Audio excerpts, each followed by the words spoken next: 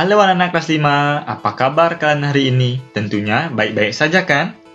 Bapak harap kalian tetap semangat belajar di rumah.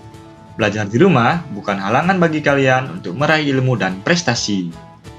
Hari ini kita akan belajar materi pembelajaran tema 1, subtema 1, pembelajaran kedua.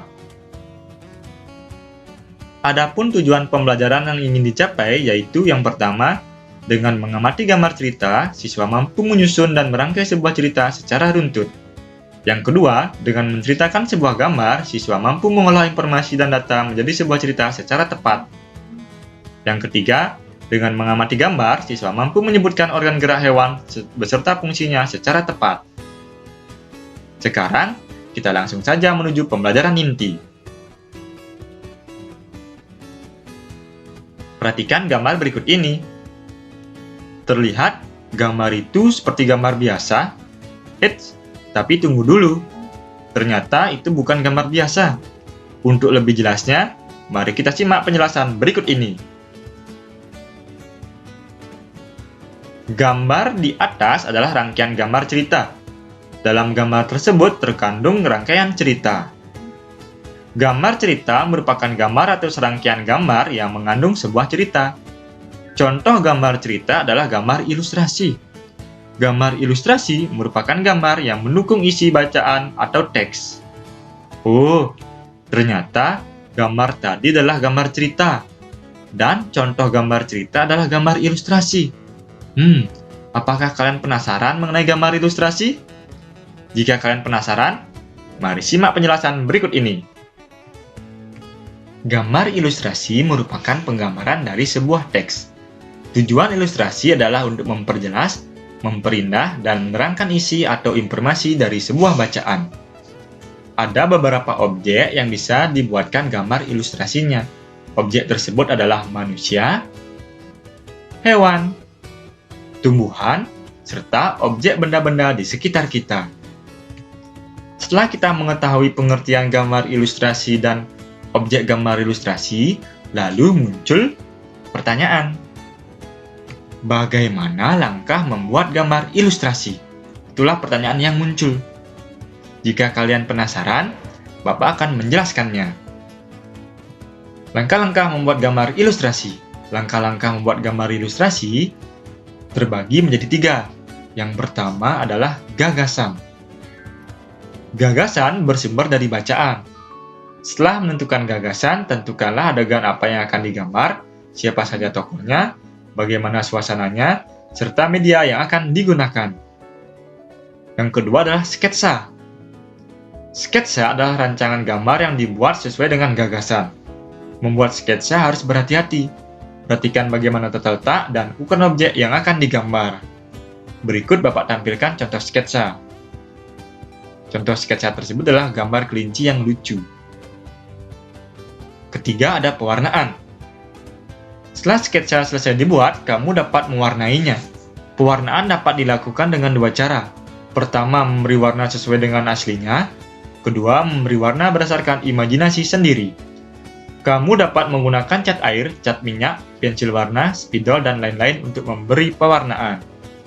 Berikut Bapak berikan contoh pewarnaan dari gambar kelinci. Gambarnya terlihat menjadi lebih menarik ketika diberi pewarnaan.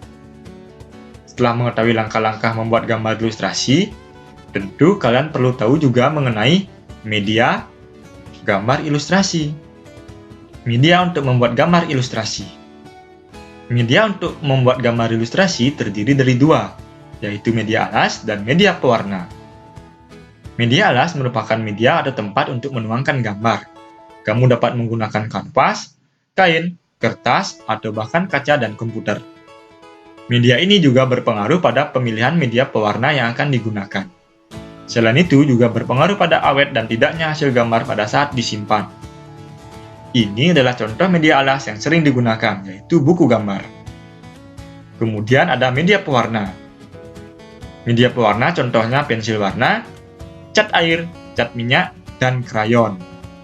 Ini adalah gambar media pewarna yang sering kita temukan di sekitar kita. Wah, banyak sekali informasi yang kita dapat mengenai gambar ilustrasi. Sekarang, Bapak akan berikan contoh mengenai gambar ilustrasi.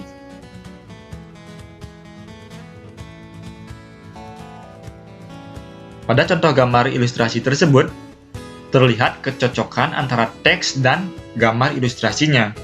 Pada teks tertulis kelinci suka makan wortel.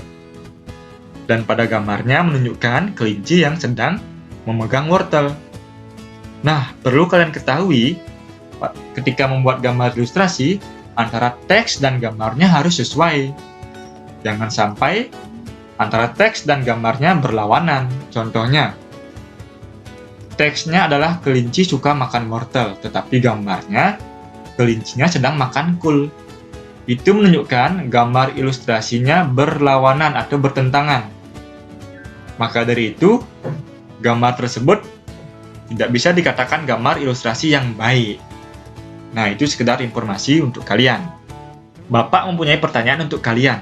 Dari tadi, hewan apa yang sering muncul ketika kita membahas gambar ilustrasi? Ayo apa? Ya, tepat sekali. Kelinci. Pada pembahasan berikutnya, mari kita bahas mengenai kelinci. Kelinci memiliki organ gerak berupa kaki. Fungsi utama kaki pada kelinci adalah untuk bergerak. Kelinci bergerak dengan meloncat menggunakan kaki. Kaki belakang kelinci lebih kuat dan panjang dibandingkan dengan kaki depannya. Oh ya, perlu kalian ketahui, Bapak juga mempunyai informasi penting untuk kalian.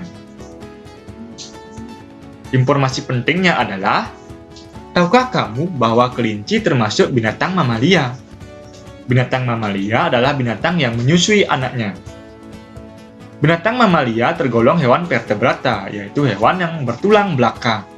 Oh, ternyata kelinci termasuk mamalia dan vertebrata. Dan organ geraknya adalah kaki. Sekarang Bapak punya tugas untuk anak-anak. Silahkan anak-anak cari tahu nama organ gerak dan fungsi organ gerak dari hewan vertebrata pada tabel di samping. Tuliskan informasi yang kalian dapat pada tabel. Beri contoh. Yang pertama, nama hewannya ikan.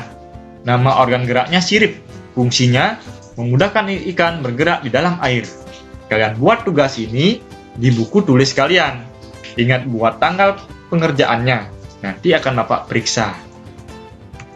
Demikianlah pembelajaran kita kali ini. Bapak harap kalian mengerjakan tugasnya dengan baik ya. Sekian dari Bapak.